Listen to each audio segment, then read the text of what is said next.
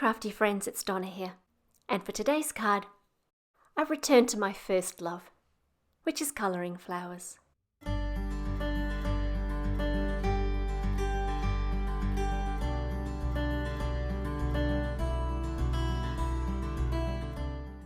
I'm going to use watercolour paper, which I'm just cutting off the block and slicing down to size.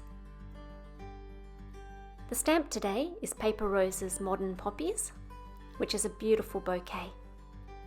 I'm using watercolour paper, which is a little bit rough textured, and so I'm going to use my Misty stamping tool just in case I don't get a really good impression the first time. I'm stamping with Versamark ink, which is a clear sticky ink. And so that I don't get any extra powder sticking anywhere, I'm going to first prep the page with my powder tool, but not much powder comes out of this, and so in the more is more philosophy, that is me, I take the lid off and shake a little bit of powder onto the paper before spreading it around. And once I've stamped that a few times and got a good impression, I'm going to sprinkle on some white embossing powder and heat set that. I've only showed you stamping it once, but I actually lifted the lid and re-stamped the image about 3 times. Often when I'm watercolouring, I'll tape my paper down to the board, especially if I'm doing a big background like this one. But this watercolour paper is beautiful and thick, and it actually stood up to the amount of water that I put on it quite well.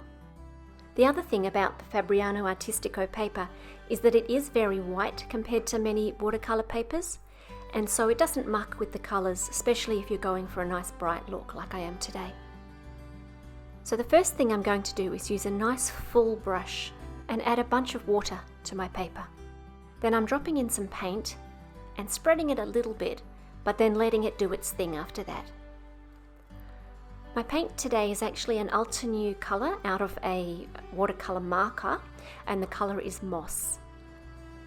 I've just squeezed a little bit onto a stamp block so that I've got some there to work with.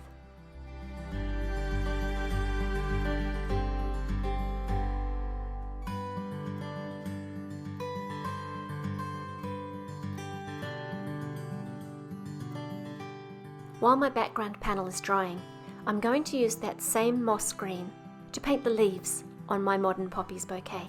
And I'm keeping the background panel near me on the desk. And as it dries, I'm spattering in more paint. The drier the panel gets, the less the paint will spread.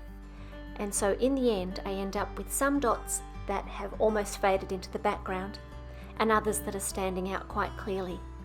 You'll see me do that 2 or 3 times over the course of painting the image. Once I finished with the leaves, it was time to get on to painting the flower petals. Once again, I'm using the Ultra New watercolour brush markers. I'm using Rubelite for the main part of the petal, and I'm dropping in full colour in the centre of the petal before working it out towards the edges with water. Then on the very edge of each petal, I'm dropping in just a few little drops of ruby red and letting those spread back from the outside of the flower.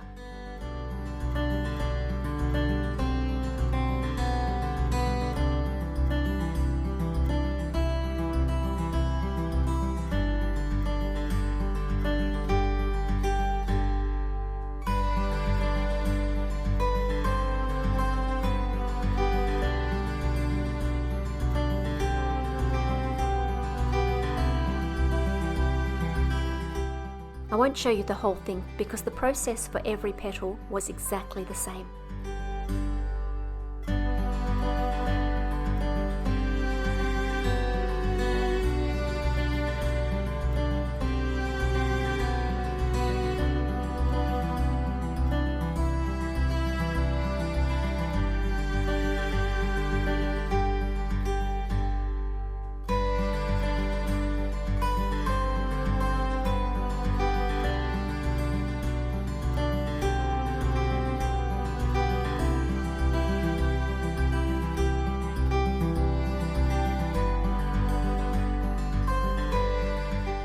This panel didn't take nearly as long to dry as the green panel because I've only used a little bit of water. Once I've finished painting the bouquet, it's just a matter of cutting it out with my scissors, and what I've done is I've left a little border around the outside so that I don't have any delicate stems that could possibly break. I initially cut out a basic outline shape And then later I went in and made decisions about how much of the middle I wanted to cut out. Now that everything's dry, I'm going to cut out my background panel using a stitched rectangle die. This particular die is set up for the US sizings, and it will cut up to 4 1/4 by 5.5 inches. I'm using the second one in, but if you prefer, they're also available in Australian sizes. Finally, it's just a matter of laying everything together. I've stuck my panel down directly to my card, but popped the flowers up with foam tape. The sentiment comes from the same stamp set, and I've just stamped that with VersaFine Onyx Black ink in the lower corner. If you've enjoyed this video, please press the thumbs up to let me know, and if you'd like to see more, please subscribe. Stay safe, everybody.